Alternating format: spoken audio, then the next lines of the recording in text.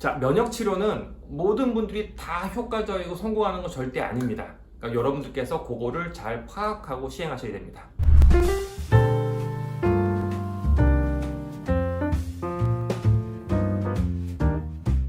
안녕하십니까. 숨길을 열어주는 이비인후과 전문의 배성호입니다. 오늘은 수술이 아닌, 그러니까 비염에 대한 얘기를 해드릴 건데, 비염 치료에서 수술이 아닌 비수술적인 치료 방법에 이어서 오늘은 면역 치료에 대한 얘기를 좀 드리도록 하겠습니다. 여러분들이 뭐 많이 대한 단어는 들어보셨을 거예요. 비염이나 뭐 아토피가 있거나 천식이 있으면 면역 치료라는 걸 과거부터 많이 이용해서 사용을 했었습니다. 면역 치료라는 건 여러분 요즘에 유행하는 코로나 백신, 독감 백신처럼 어찌 보면 백신을 맞는다라고 생각하시면 되는 거예요. 그래서 우리가 모든 알러지 반응은 과민 반응이거든요.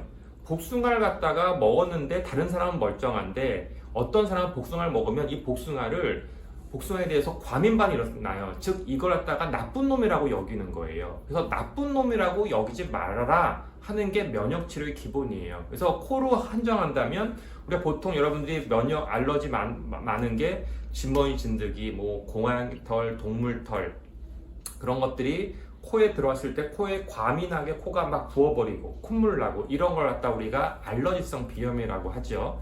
그래서 알러지성 비염에 대한 치료 방법이 뭐 약물 치료, 뭐 수술적 방법 그 중에 하나가 면역 치료가 되겠습니다. 면역 치료는요 옛날부터 과거 사용했었고 과거부터 사용한 거는 주로 이 피부에다가 찌르는 거였어요.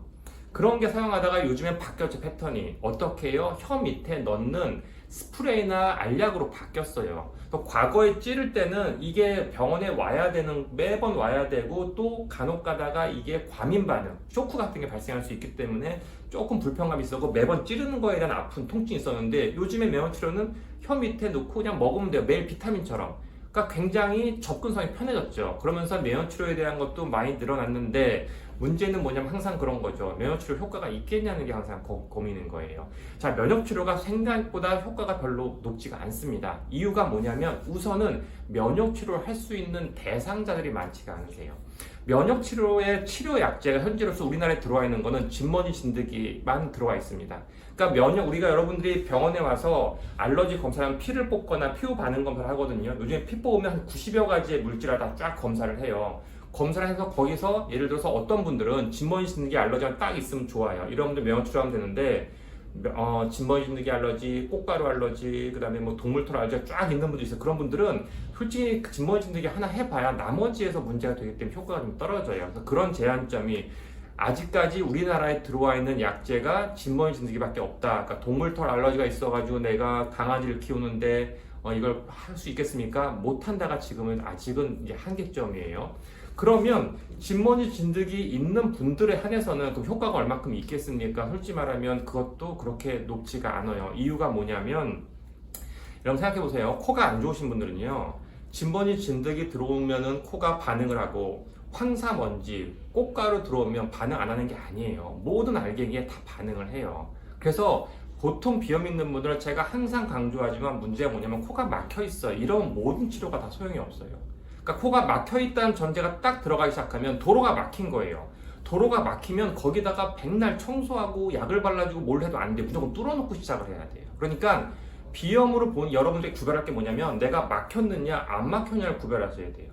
그래서 면역치료가 효과를 보려면 적어도 안 막혀 있어야 돼요. 그러니까 여러분들께서 병원에 가셔가지고 면역치료 하고 싶어요. 그럼 뭘 봐야 되겠어요? 콧구멍을 봐야 돼요. 봤더니 안 막혀 있다. 이런 분들은 이제 알러지 검사하고 그 중에서 진머지 진드기 알러지만 있다. 그러면 그런 분들은 면역치료의 효과를 높일 수가 있어요. 그런데 내 코가 막혀 있다. 막힌 코에다가는 면역치료를 백날 해봐야 여기에 각종 오염물질이 먼지, 꽃가루, 매연이 다 달라붙어 있으면 결론적으로 효과가 되게 떨어져요. 그래서 여러분들께서 오늘 저한테 오셔가지고 얘기하세요. 비염으로 오시면 저희가 물어봐요. 본인이 원하는 치료가 뭐냐? 어떤 분은 약, 어떤 분은 면역치료, 어떤 분은 수술을 원하시는데 솔직히 말하면 수술하고 싶어 수술하는 사람 아무도 없다라니까요. 결국에는 두 가지를 했는데 약물 면역치료의 효과가 더디고 안 되고 반복되니까 결국에는 할 수 없어서 수술이라는 방법을 원하시는 건데 수술 관련의 면역치료를 원하는 분들한테 제가 꼭 설명드리고 싶은 건 그거죠. 막혀있지 않으면 할 수 있다.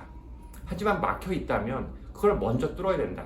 뚫는 방법이 수술일 거냐 아니면 약물 치료일 거냐는 해봐야지 알죠. 약을 먹었더니 금방 뚫리네. 그런 분들은 뭐 약물 먹는 거고, 약을 먹어도 안 뚫리네. 그럼 수술하셔야 되는 거고, 뚫어놓은 다음에 진먼지 진드기 알러지가 있는 분들에 한해서는 매연치료 할 수 있다는 거고, 그냥 덧붙여서 매연치료 보면 시간은 오래 걸려요. 왜냐하면 우리가 백신 접종, 독감 백신, 뭐 코로나 이런 거는 한 번, 두 번, 뭐 이 정도로 이제 끝나죠. 매년에 한 번 맞는다 이런 얘기가 나오는데, 이게 솔직히 말하면 어려운 치료고요. 체질을 바꾸는 거예요. 그리고 부작용이 생기면 안 돼요. 그렇기 때문에 굉장히 극소량을 매일매일 투여해줘야 되는 거예요. 그래서 매연치료는 보통 기본 3개월에서 5년 정도, 3년에서 5년 정도로 해요. 3년에서 5년 정도로 하는데, 그러면은 면역치료를 갖다가 하는데 무조건 3년 하느냐? 그건 아니에요. 처음에 한 3개월, 6개월 정도를 시도를 해봐요. 해봤더니 3개월, 6개월 때 부작용이 없고, 이분이 그래도 어느 정도 효과가 있다, 좀 반응이 좀 보인다, 그럼 그걸 더 끌고 나가는 거예요. 9개월, 1년, 2년, 3년 가죠. 자, 그러면 3년에서 5년 정도 했더니 내 비염이 되게 많이 좋았다. 그럼 여기서 끊으면 되느냐? 우선은 끊습니다. 약 너무 오래, 보통은 3년에서 5년도 뭐 끊는데, 그러면 5년 먹었으면은 앞으로 평생 끝나는 겁니까가 아니에요. 면역치료의 단점이 이거예요.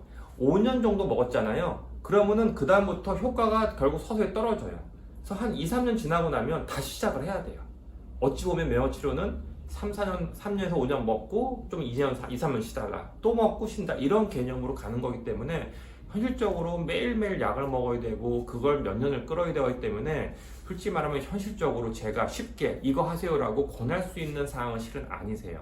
그렇기 때문에 여러분들께서 면역치료는 저는 딱 그런 경우에 해요. 어떤 경우냐면 우선은 약물치료 먼저 해보고, 약물치료에 너무 반응이 없는 분들은 막혀있다면 면역치료 가지 않고 수술로 갑니다. 뚫어야 돼요. 무조건 뚫어야 돼요. 그러면 네, 굉장히 해결되기 때문에 뚫었는데 해결이 안 되는 분들이 있어요. 뚫었는데 너무 잘 뚫려. 수술은 너무 잘 되는데 이분이 계속 콧물나치가 환절기마다 발생해. 그러면은 피부 자체가 안 좋은 거예요. 즉 도로를 딱 뚫었는데 아스팔트가 안 좋은 거예요. 도로는 뚫려. 그런 경우에는 면역치료가 효과가 있어요.